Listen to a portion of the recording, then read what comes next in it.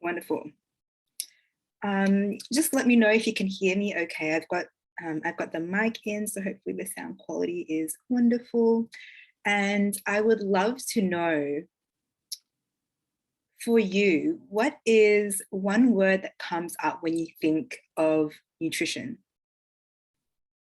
Wonderful. Thanks, Kate. Thanks for letting me know this sounds good. So what is one word that comes up for you when you think of nutrition? And you can just type this in the chat box on the right-hand side. Okay, I'm not engaging in this connection with Facebook anymore. We're gonna have to just figure that out next time. One word: confusing, nutrition, control. Yep. Okay. Yeah.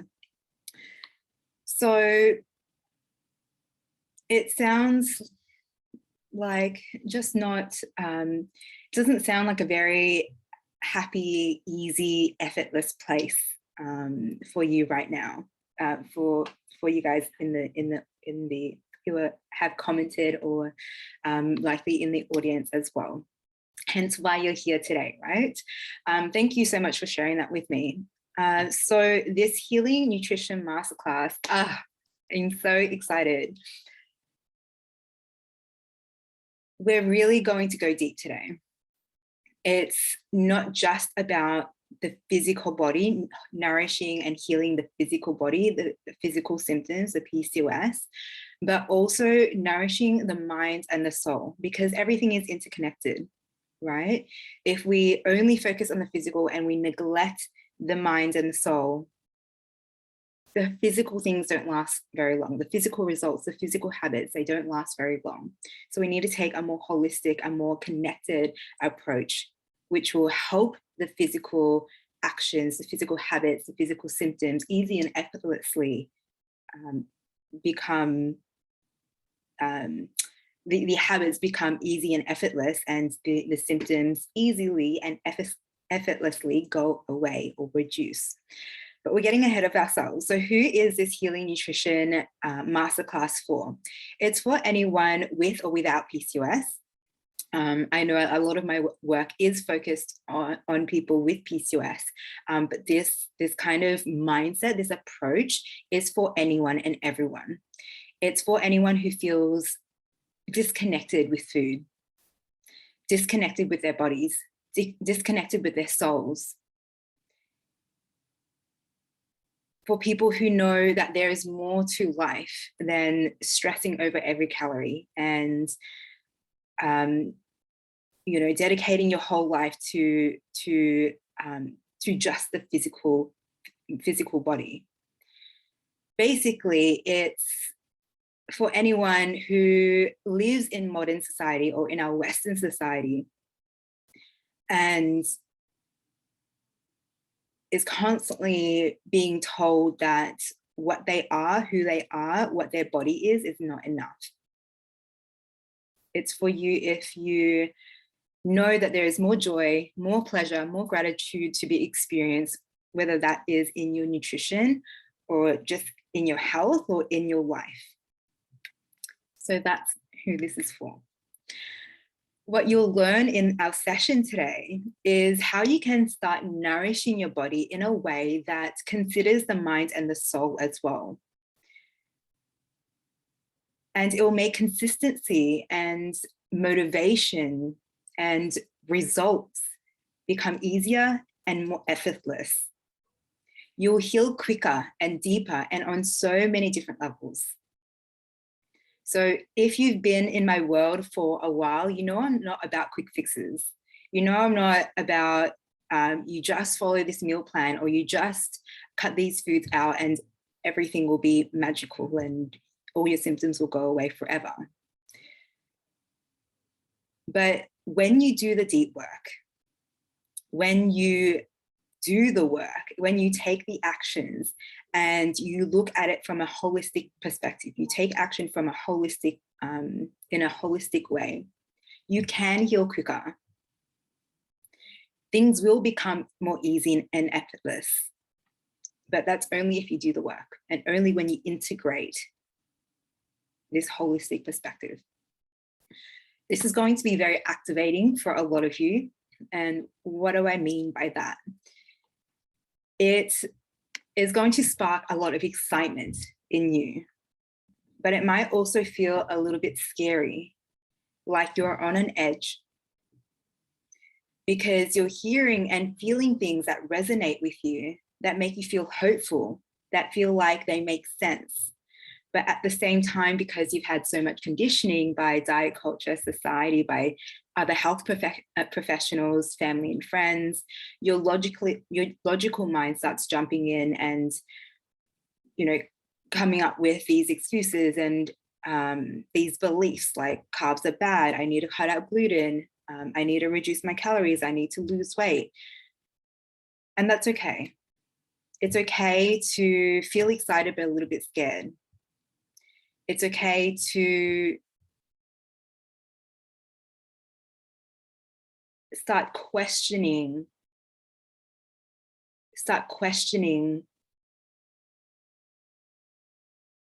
what you were doing before, what your beliefs were. In fact, it's great.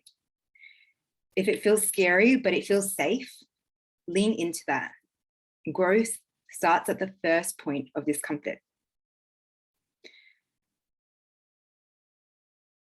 And at the end of this masterclass today, we'll talk more about how you can take the next steps to really creating those balanced meals that nourish the mind, body, and soul.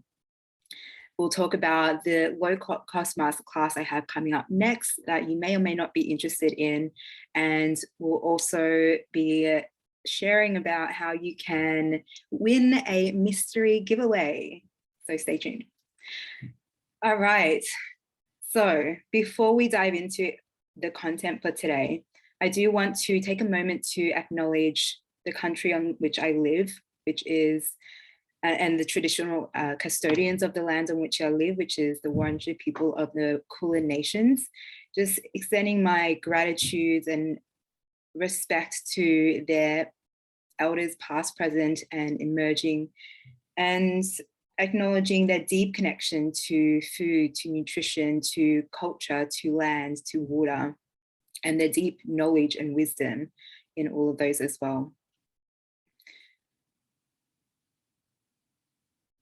All right, let's get into it. Are you ready? So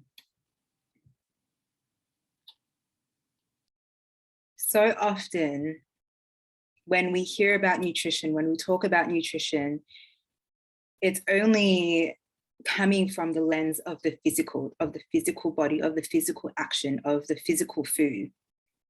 How can you eat the less calories? How can you be in a calorie deficit? Carbs has too much sugar, so it's bad for you and it can cause diabetes. You need to cut out gluten and dairy because it causes inflammation. None of this is true, by the way, but all of these are just about the physical body, about the physical thing.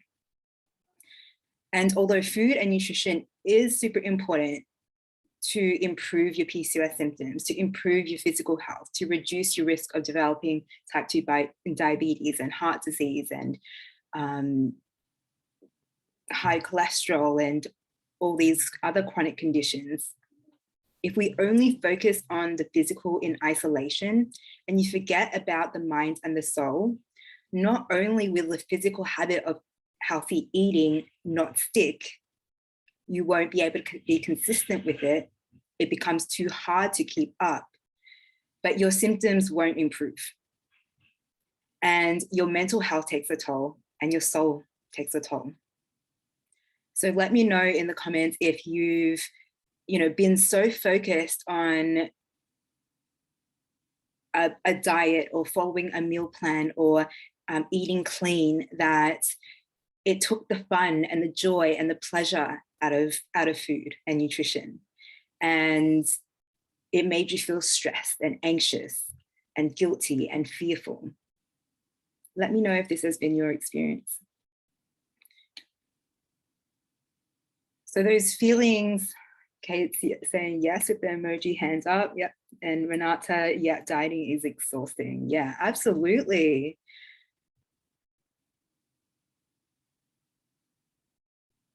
And this really kind of, this is exactly the point that we're coming at.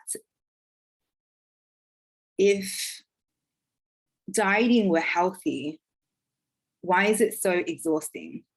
Is feeling exhausted healthy? Is that nourishing our minds and our soul?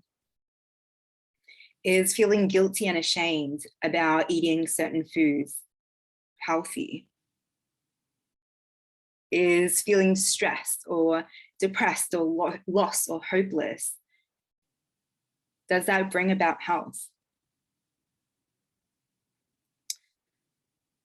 So rather than just focusing on the physical, we need to look holistically. You need to take a holistic approach to make sure that you're not just nourishing the physical body in the right way for your body, but nourishing the physical body will help to improve your symptoms and your physical health.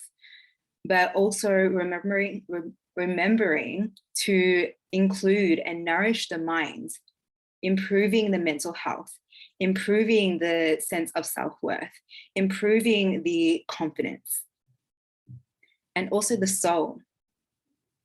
Bringing in more of what makes you feel joyful, what makes you feel pleasure, what makes you feel gratitude and excitement into your life.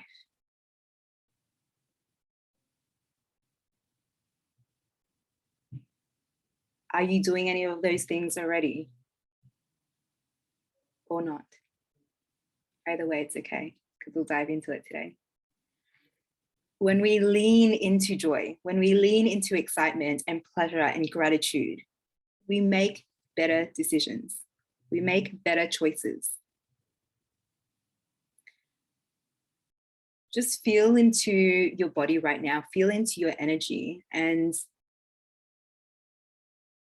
perhaps think about something that brings you joy every time you do it, or every time you see it, or every time you're around it. And just feel into what that feels like in your body. When you're around something or someone or whatever it is that makes you feel joyful, how does that feel in your body? Do you want to be around that more often? Does it feel easy to keep that around or keep them around?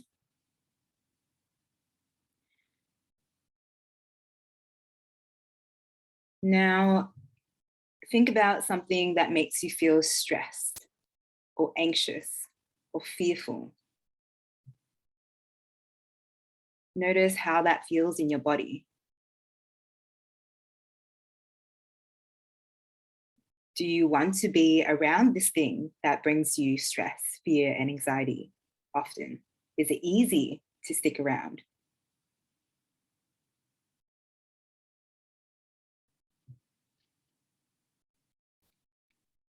So that's the difference.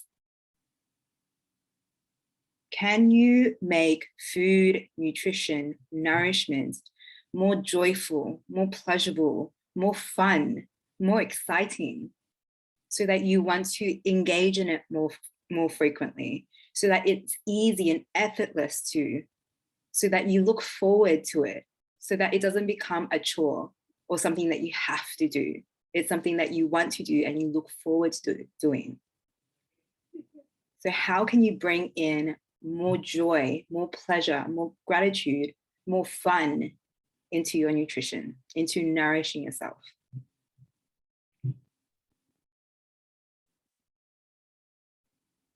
All right.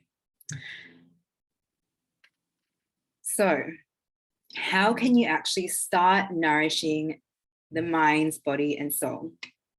And by the way, I should say, if you have any questions in the meantime, or if you have any insights, or if any of this is resonating with you, please feel free to drop it in the chat box, so I know what you're vibing. All right, so how can you actually start nourishing the mind, body, and soul? Well, it starts with imperfect, consistent action. Imperfect, consistent action.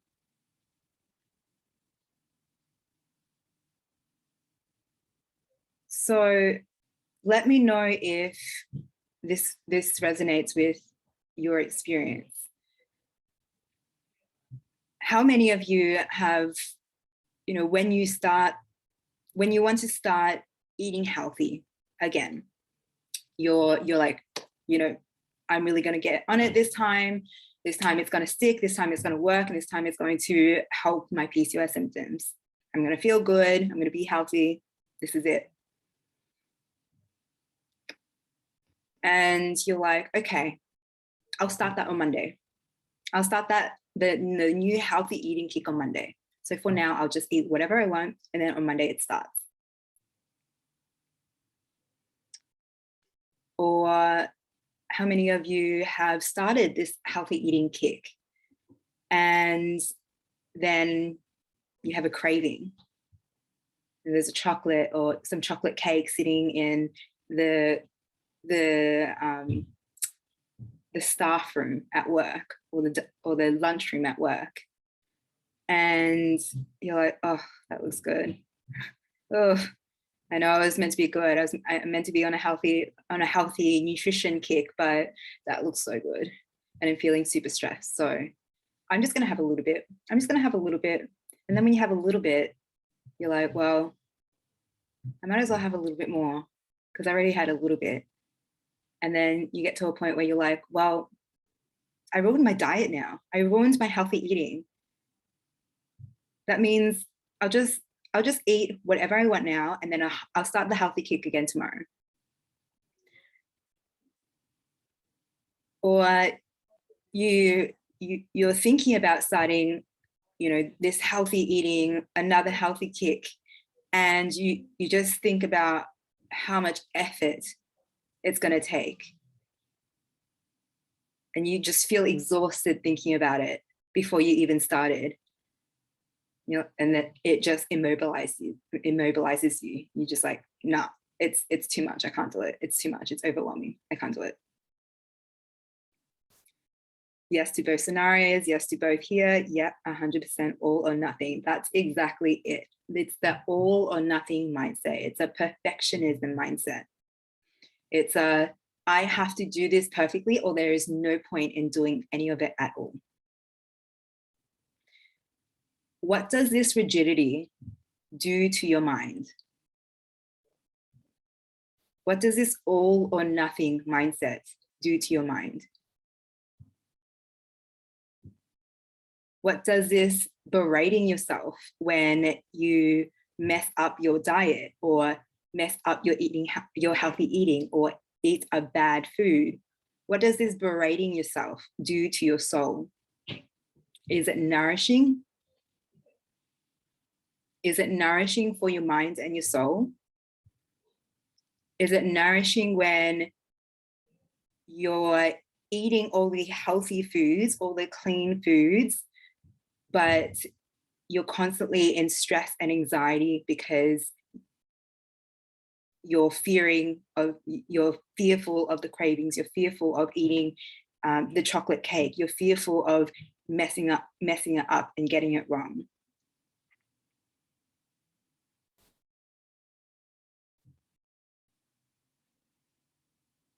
I'm just reading the comments.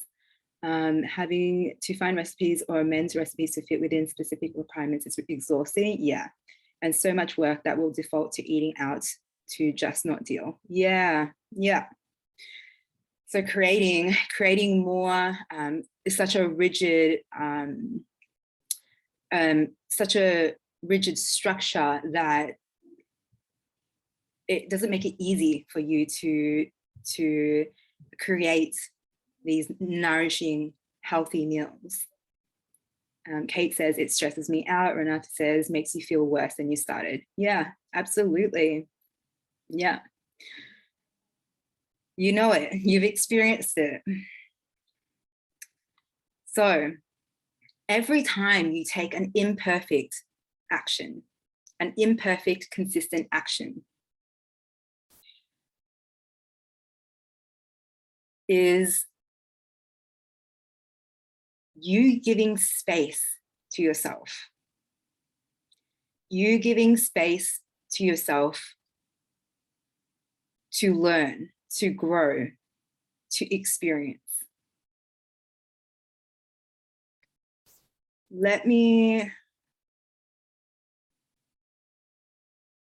I'm just thinking there's two ways I can go about this, just trying to think which way to go. Okay. We're going to take a step back. So rather than having this idea of what you should eat, like Lauren was saying, being super rigid with the requirements of a particular food to fit into this idea of what healthy is, rather than having that rigidity and this preconceived idea of what a healthy meal, a healthy food looks like, can you give space for experimentation? Can you, every time you go to choose food or a meal, can you take a moment to think, what would feel nourishing for me right now? Maybe even before that, do I want to nourish my mind, body, or soul? Because all of them need to be nourished, right? And we have different urges, different needs, different things that can satisfy each of those. What's nourishing for your mind may be different to what's nourishing for your soul. It may be the same, but it may be different. So firstly, asking yourself, what do you want to nourish right now? Is it your body? Is it your body that's physically hungry? Is it your mind, your mouth, your taste buds? Or is it your soul? Do you want something that brings you joy, that brings you happiness? So asking yourself, giving yourself that space to ask yourself, what am I nourishing? And then asking yourself, what would feel nourishing for me right now? What would feel nourishing for my body right now? What would feel nourishing for my mind right now? What would feel nourishing for my soul right now? Is this resonating with you? Let me know, let me know. Can you give space for choice? Before making a decision to eat a meal or food, can you take a step back? Can you take a second to think, would this be nourishing for my body, my mind, my soul right now? Or what would feel more nourishing for my mind, body, and soul right now? It could be anything. It could be a salad. It could be a curry. It could be a banh mi. It could be a chocolate. It could be ice cream. There's no limits.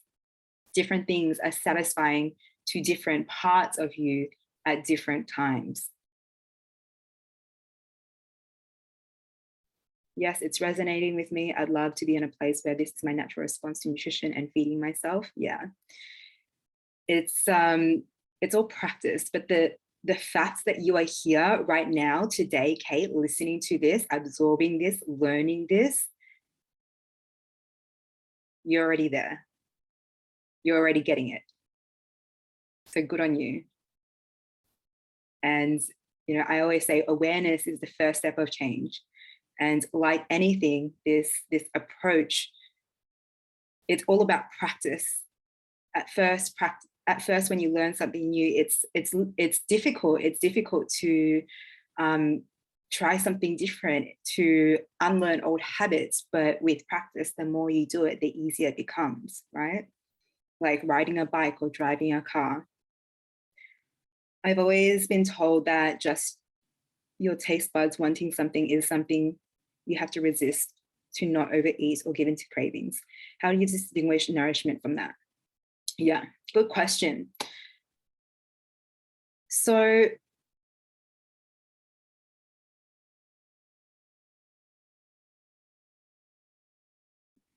Our taste buds are such a powerful part of our senses. And our senses are the way that we experience the world. Our eyes see beautiful nature. Our ears hear beautiful music.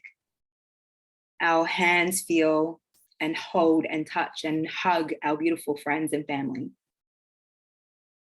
Our taste buds taste beautiful taste beautiful foods. Why do we want to take that away from ourselves? Why do we want to take pleasure away from ourselves?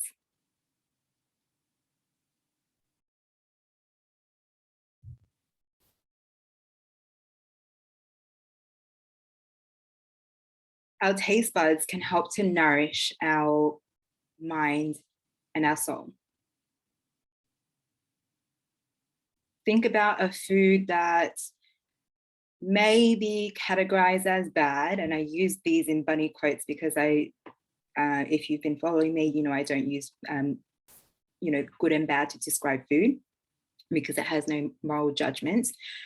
But think about a food that may be named bad by diet culture and that you love to eat, that you love to have, and think about how you feel eating it. When you mindfully eat it, when you really get soaked up in the taste of it, in the smell of it, in the experience of it, how does that feel in your body?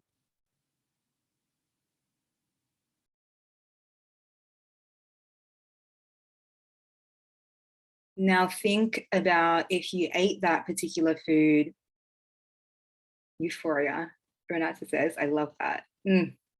Wonderful word. Now think about if you ate that food for breakfast, lunch, and dinner, and snacks in between. How would your body feel? How would that feel? What would that do in terms of your energy levels, in terms of your mood? Would that feel good in your body?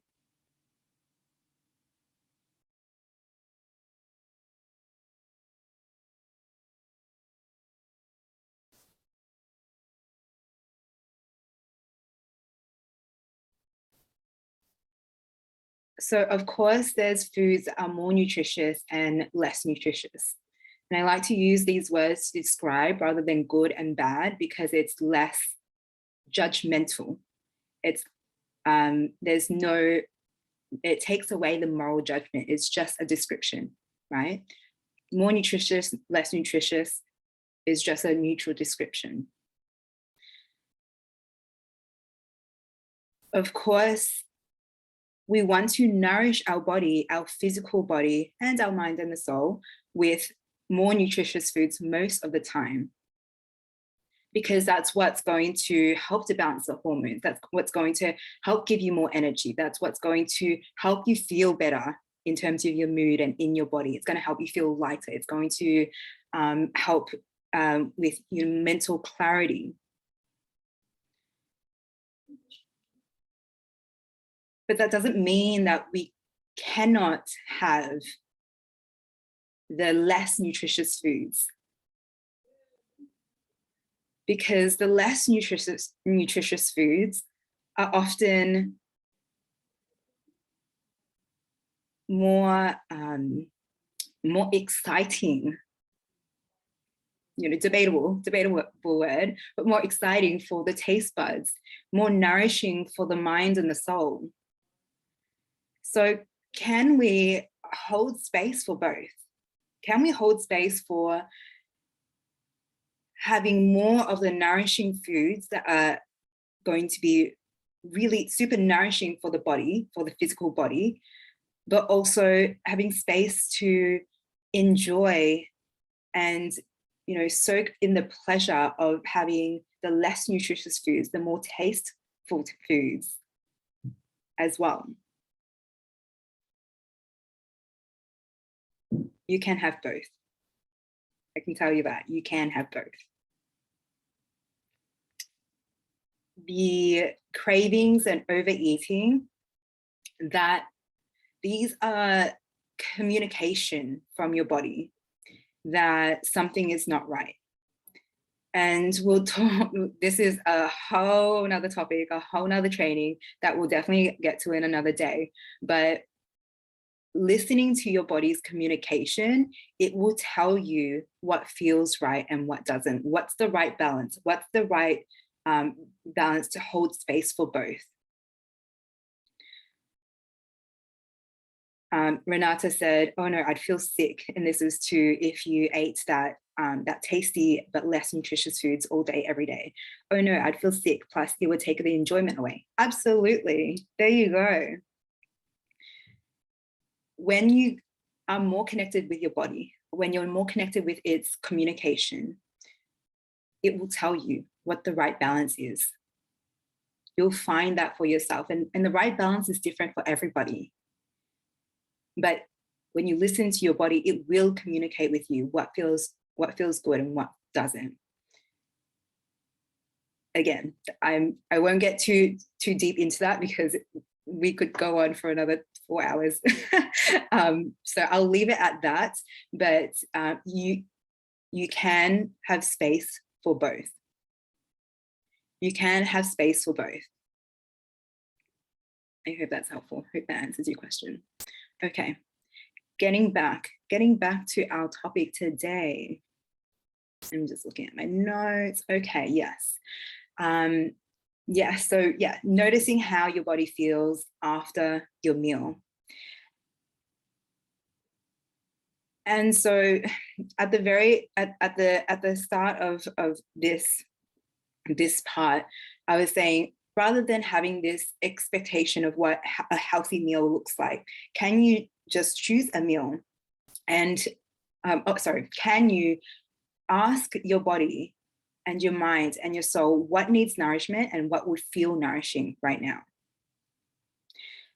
And going for it, taking that small consistent action of just going for it and noticing how your body feels afterwards. Yes, this might be quite new and quite quite new to some of you. But again, like practice, it gets easier and easier. It might feel a little bit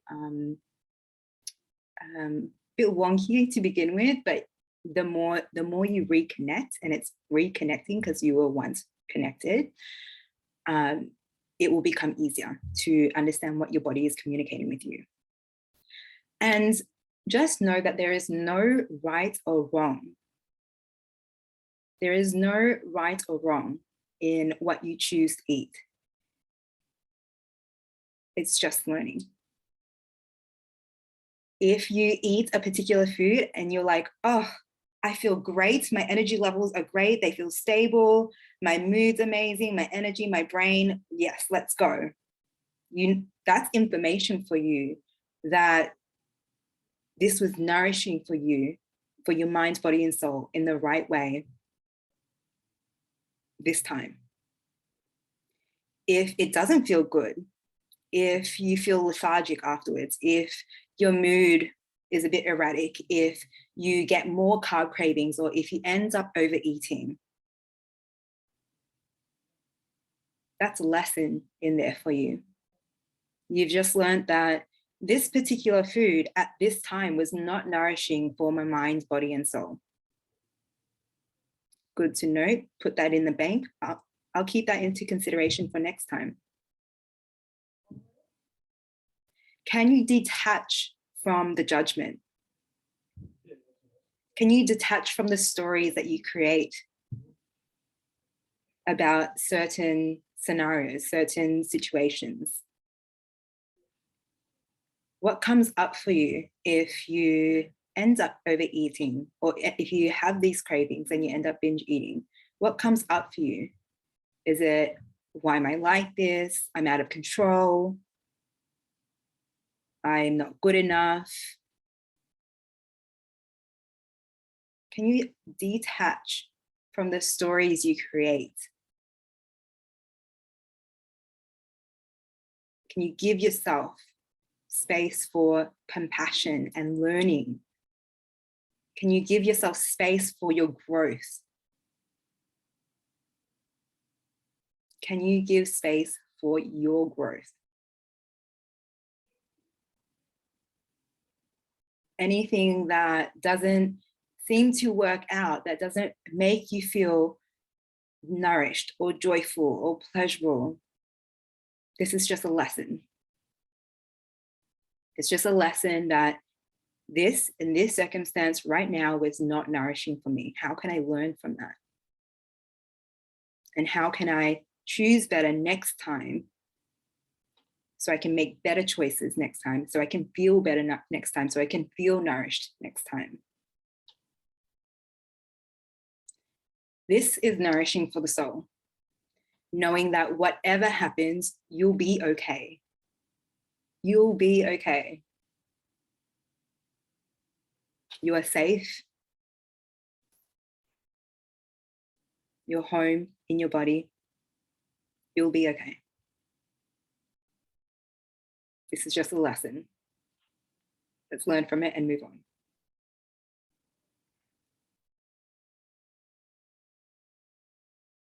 Yeah, we'll talk about that in a moment, Renata. Thank you for sharing. All right. So, taking imperfect, consistent action and learning and giving yourself space to learn and to grow from that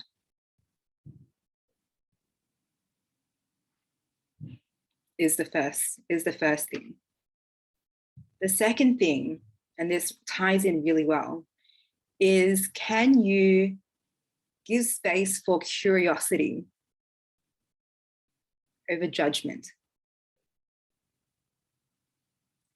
If something doesn't feel good, if a food that you ate doesn't feel good, or you end up binging,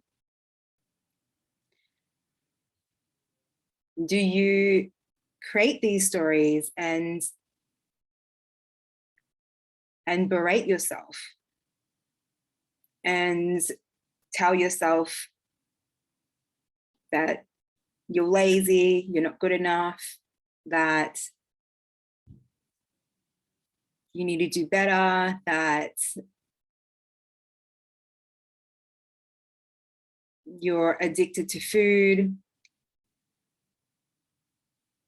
Do you go to judgment or curiosity and compassion? What is this doing to your mind and your soul? Is it nourishing for your mind and your soul? So can you lean into curiosity? Can you be more compassionate? Can you come from a place of love? If you had a binge eating session, you can ask yourself, what happens there? What led to the binge eating? Can you distance yourself from the emotions, from the judgment?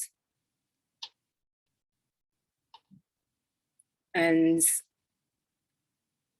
again, you know, I'm definitely not one to just bypass the emotions. I do really encourage us all to sit with difficult emotions and allow them to move through and process. But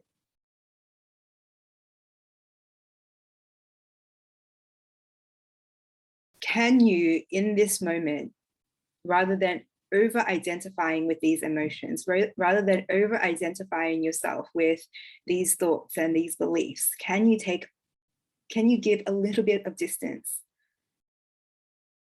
from the judgment and from the emotions and just look at what happens? Just get curious about what happened. The binge eating is just a fact, a thing that happens. And then we attach the meaning to it. I'm out of control. I'm not good enough. There's something wrong with me. But can you detach from the meaning that you've created and come from a place of curiosity, of love, of compassion? What happened? What led to the binge eating? Was it stress? Was it restriction? Was it the cravings? What do I need to feel supported right now? What do I need to feel loved right now? How can I give myself more compassion, more understanding? What do I need? What does my body need? What does my mind need? What does my soul need? How can I nourish myself to feel better?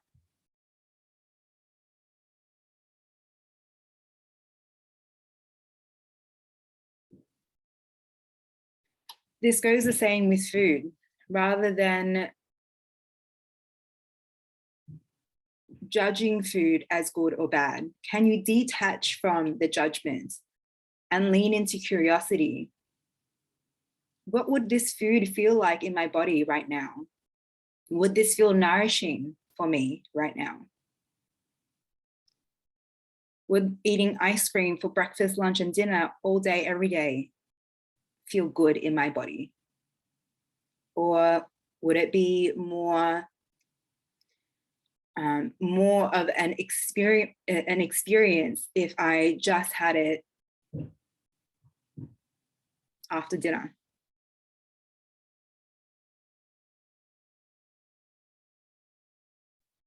How does my body feel when I have balanced meals that are balanced with carbs and fats and fiber and protein? How does that feel in my body? How does food nourish me when I go out to a nice restaurant with my loved one and we just enjoy the experience of food? How does that feel? How is that nourishing for me?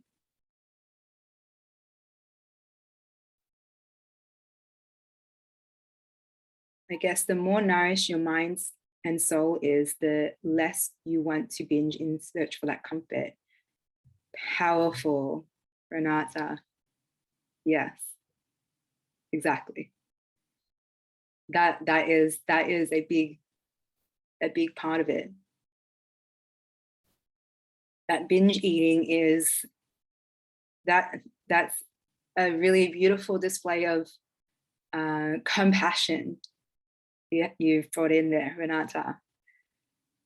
It's understanding that in some circumstances, the binge eating is a search for comfort.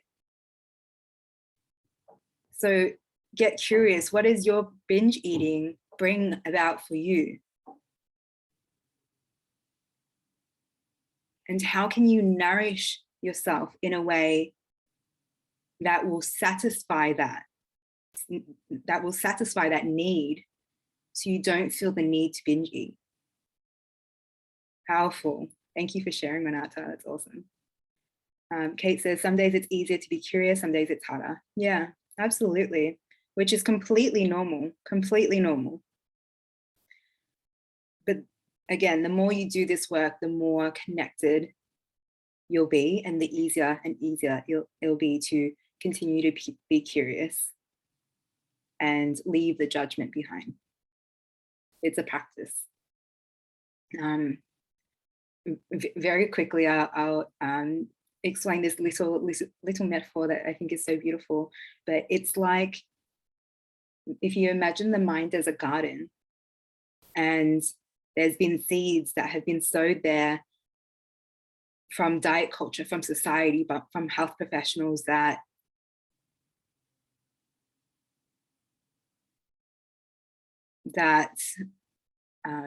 this food is bad, that if you eat this, it's bad, if you binge eat, it's bad. And doing this work, doing this deep work to heal your mind, body, and soul, to heal your relationship with food and your body, is taking out those little seeds, those weeds, and replanting it with the new beliefs, the new thoughts, the new patterns.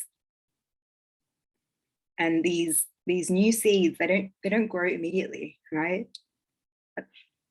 We have to keep nourishing them. We have to keep watering them, fertilizing them, and then they'll grow and grow and grow and grow and grow until they're really solid plants in our mind garden. And that's when it becomes easy and effortless. But it starts with that imperfect, consistent action. It starts with leaning into the curiosity and compassion and nurturing that until those seeds grow and grow and grow. I was thinking about leaning into curiosity in terms of what a meal looks like. Like, I know that I like to eat gold beets and they are more nutritious, but I don't eat them often because there aren't many recipes that use them. But nothing is stopping me from grabbing different ingredients I like and making my own version of a meal. Yeah, absolutely. And I love the focus there of foods that you like. The foods that you like, that you really enjoy the taste of, that brings joy to you, to your life, and what feels good for you, rather than having to follow, this rigid meal plan or this rigid list of foods that are good and bad. Okay, we're going to keep going with the training, and then I'll keep looking at the comments and the questions in a moment. So, can you give space for more curiosity and more compassion in your life with your food choices, with what happens? Can you detach from the emotions, from the stories that you create for yourself, and just get curious and compassionate? Lastly, where can you add more play, more pleasure, more joy, more fun, more excitement into your life? Into food, into your nourishment. What does that look like for you? It's going to look different to everyone. So what does more play, more pleasure, more joy, more fun, more excitement look like for you in terms of food or in terms of anything in your life? This is what is nourishing our soul. Joy, pleasure, excitement, gratitude. This nourishes our soul. And when our soul is nourished, our mind and our body is nourished. When our soul is nourished, our mind and our body is nourished.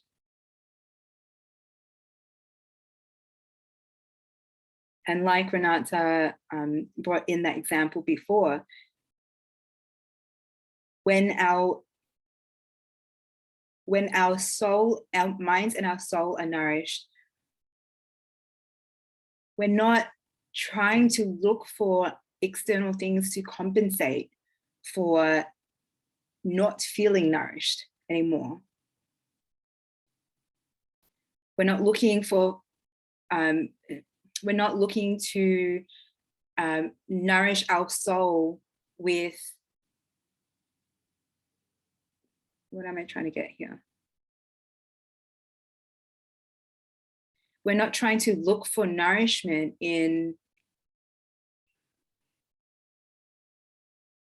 what am I trying to get at here?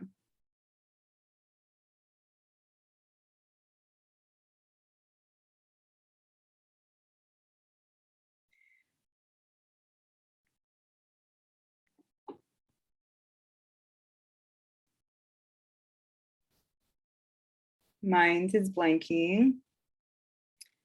And I feel like I might just move on because I don't want to sit here and just try to pull that back from wherever it's gone. Okay, there's more goodness coming, so don't you worry. Okay, so how can you bring more play, pleasure, joy, and fun and excitement into your life so that you can nourish your soul? If we're looking specifically in food, does that look like spending a little bit more money on your favorite cheese, or for really yummy extra virgin olive oil? This is one of my favorite extra virgin olive oils, and my housemate actually got it for me for my birthday because I was raving about it. But this is like top quality extra virgin olive oil that you use to like dress salads and like put on top of like hummus and things like that. It's a dressing olive oil, but this you can tell this brings me so much joy. So can you bring in things that just light you up, that brings you so much joy, that you're excited about it, that you're looking forward to using it, to eating it, to experimenting with it? I also just got a little truffle oil, a little truffle oil, and I add that with my eggs every morning, and I plan to make a lot of different meals with it, and it makes me so excited.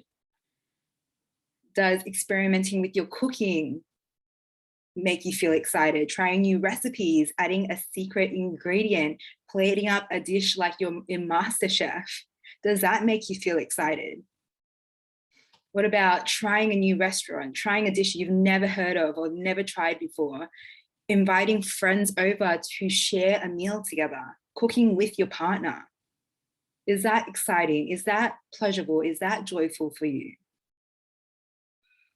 These things are so little, they're micro things, but they're so nourishing for the soul.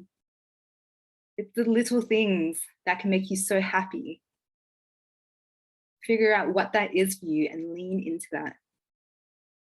Bring more of that into your life.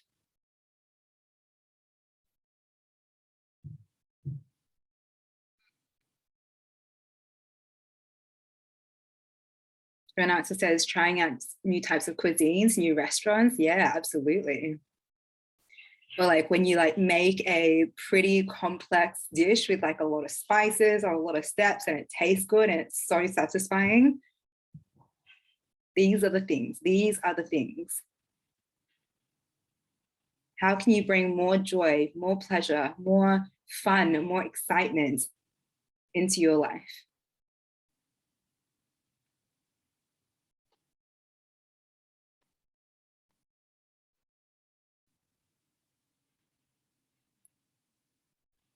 How's that landing for you? How's that feeling for you in your body? Does that resonate? Does that feel like things, do these feel like things that would be nourishing for your mind, body, and soul? Does it feel like things that will help nutritious eating be more easy and effortless? Does it feel like things that will make it easier to be consistent with your healthy eating every day? Let me know. Let me know. All right, guys, that was big. That was big. So we talked about taking imperfect but consistent actions over perfectionism, over the all or nothing mindset, and giving space for choice and making mistakes and learning from them and making space for your growth. That's our purpose in this life, to learn and to grow. We talked about leaning into curiosity and compassion rather than judgment. And we talked about adding more pleasure, more joy, more fun, more excitement into your day, into your food, into your life. So this might be enough for some of you, but some of you might want more.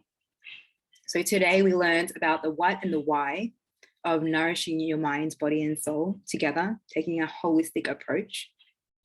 But some of you may be wondering, how do you actually nourish your body in a way that's balanced for your PCOS, for your health, that also nourishes the mind and the soul, so that you can improve your energy levels, so you can improve your mood, so you can reduce the carb cravings, so you can reduce the carb cravings that lead to binge eating, so that you can improve your PCOS symptoms.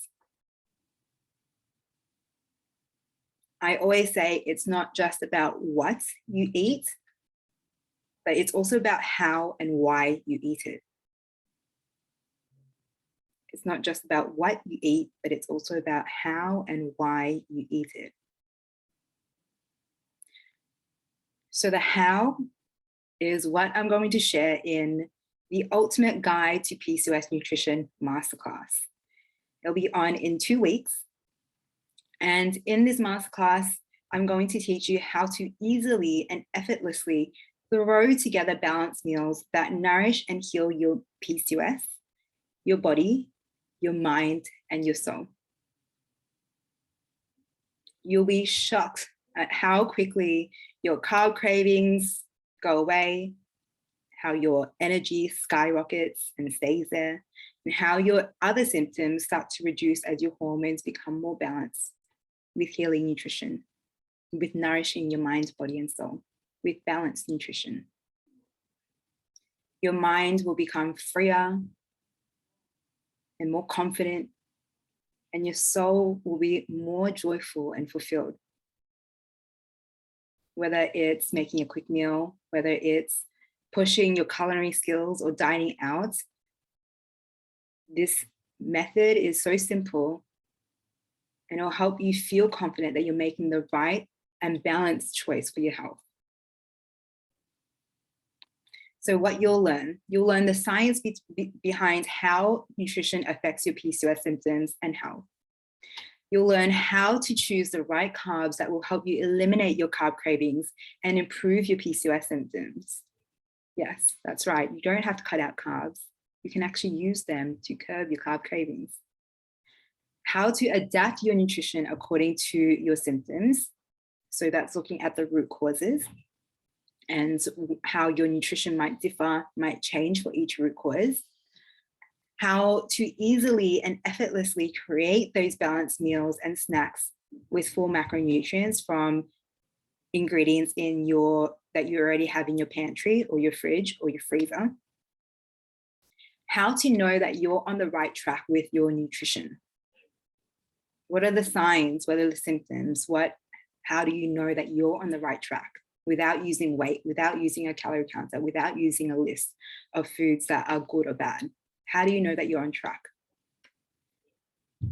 How you can eat your favorite foods as a part of a balanced diet.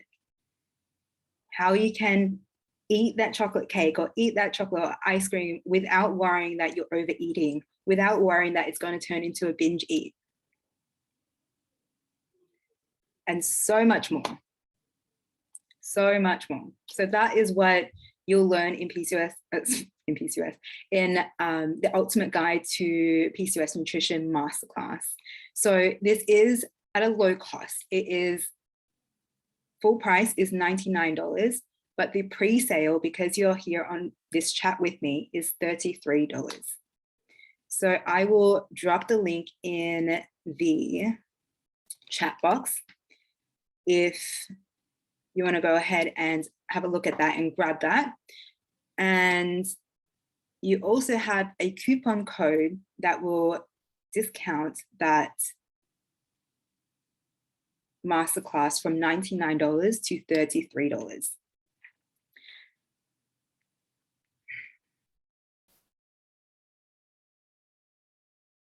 How are we feeling? How's your energy levels? How do you feel in your body? How does your soul feel?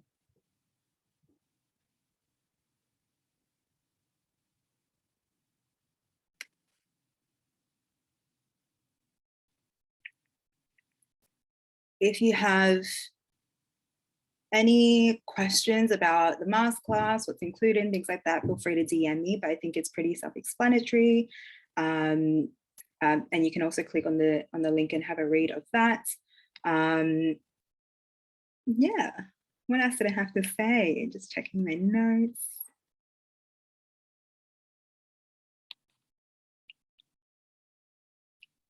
Yes, the giveaway. Wow, that's awesome. Yeah. Like you said, outlines in the beginning, excited but scared. Yeah, absolutely. That's how you know you're on the edge. You're on the edge to a big leap. Leaning into the thing that feels exciting, that nourishes your soul, but might feel a little bit scary because the conditioned mind comes up with all these stories and all these stories, all these judgments. So can you detach from that? Can you detach from that? And just get curious.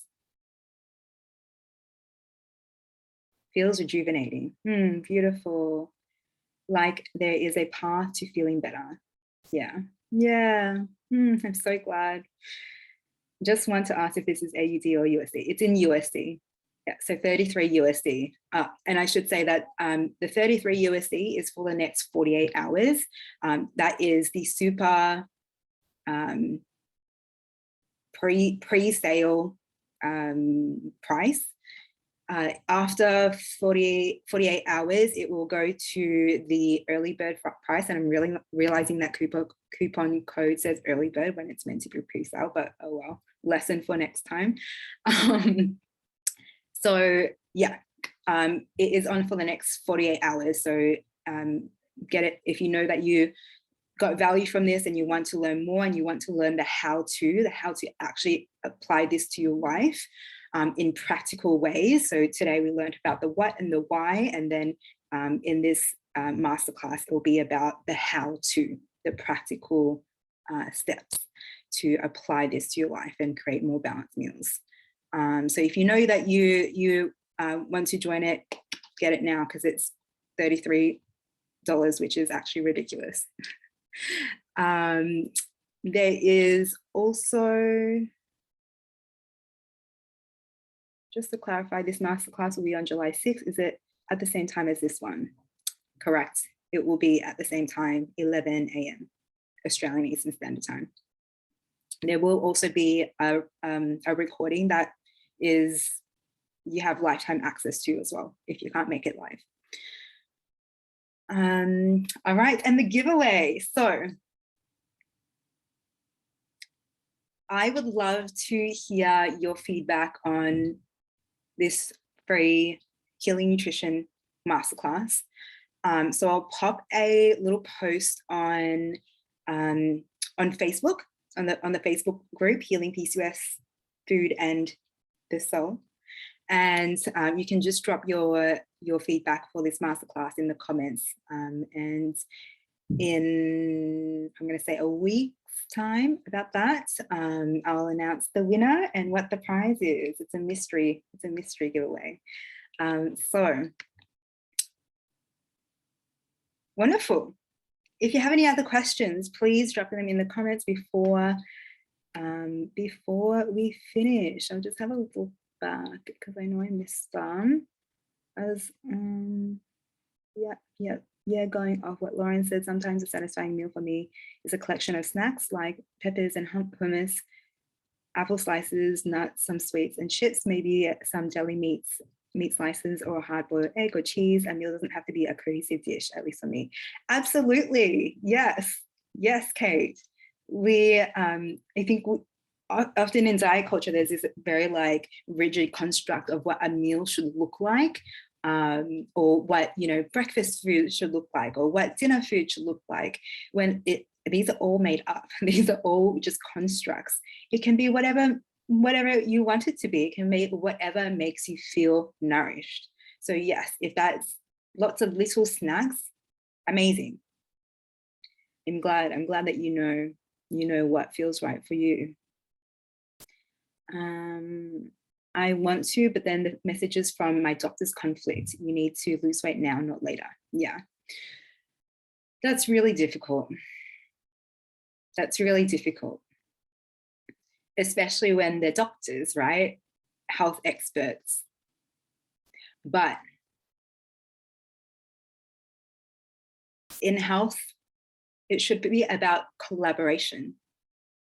not someone telling you what to do.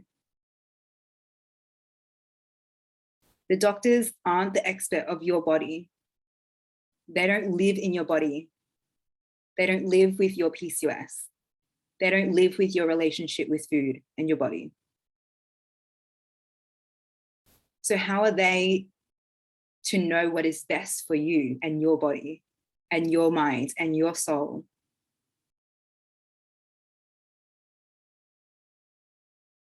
Health and health coaching and health advice and all of this should be collaborative.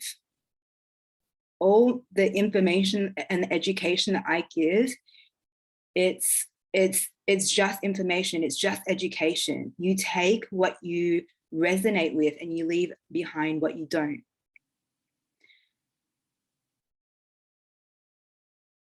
Sometimes there may be a little bit more of an edge, something that you kind of get, you kind of resonate with, but it makes you feel scared. Like we talked about before, it makes you feel scared.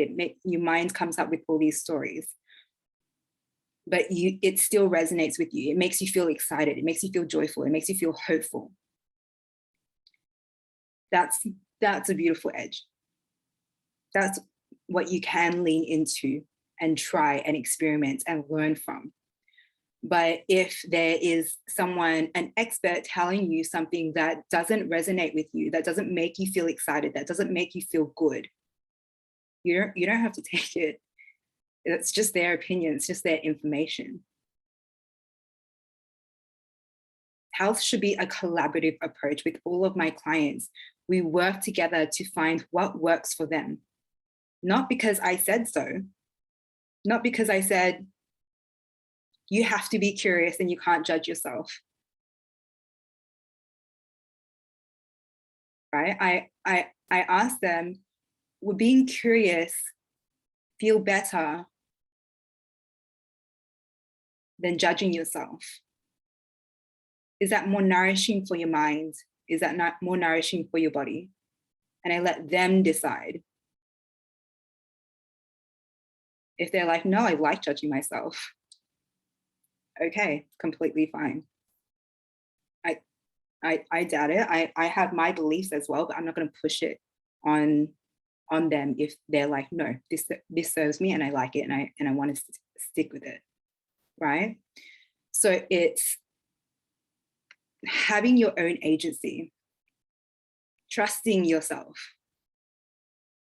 which I know is hard, especially to begin with, especially when you have so many external sources telling you what you should or should believe or what you should or shouldn't do. But start trusting yourself. Start trusting what feels good for you. Start trusting what makes you feel excited and joyful and pleasurable and grateful, and what doesn't. And the more you do that, and the more you act on that trust and build that self-trust, the less other people's words and comments and beliefs and opinions are going to affect you. But it starts with that imperfect, consistent action.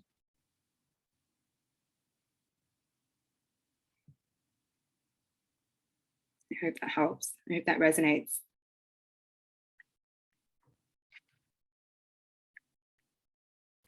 All right. Whew, that was a big session, and it makes me so happy. I'm so fired up right now. It makes me so happy to have been able to share that with you. Big heart for you as well. And to help you expand and grow and lean into that edge, that thing that feels slightly scary, but very exciting, that thing that resonates with you, that may not be what you've heard about before or the messages that you've been told before. It makes me really happy that you've been here today live with me, or if you're watching the replay, I'm amazing as well. I'm very, very grateful. And yeah, the more that we do this work ourselves to heal our relationship with ourselves, our body, our soul, our minds, it's a flow-on effect. It's a compounding effect. We start to affect others' relationships with themselves, with their bodies, with their minds, with their souls. And it becomes a flow-on effect of collective healing. So this work is so, so, so, so, so, so powerful.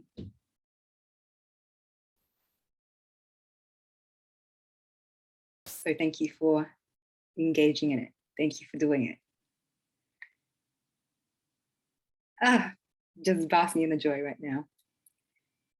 Thank you. Thank you. Very eye-opening. Yeah. Thank you so much, everyone, for joining me today. I'll chat to you very, very soon. Just remember the pre-sale is on for the next 48 hours. I'll send that via email as well. I will, and we'll send you more information when it comes closer to the day. Thank you. This has put a lot of things into perspective, and a lot of things I've been learning how to click into place. Yeah, awesome. Thank you so much for sharing. Bye, everyone.